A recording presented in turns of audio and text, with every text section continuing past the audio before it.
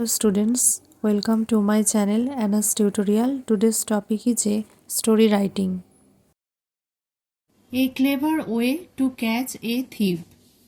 Once there lived a rich man who had many servants in his house.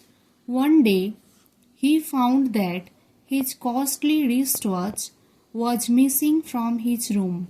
He searched for it everywhere but could not find it. At last he became sure that one of his servants had stolen the watch. He called all the servants and told them about the theft. Everyone denied the charge, so the master decided to use a trick. He gave each servant a stick of equal length and said, "Keep these sticks with you tonight. Tomorrow morning the thief's stick will grow longer by 1 inch." All the servants took their sticks and went home. That night the real thief could not sleep.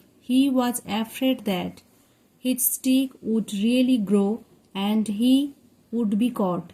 In great fear, he cut off 1 inch from his stick. Next morning, all the servants came back with the stick. The master compared them carefully and found that one stick was shorter by an inch. He at once understood who the thief was.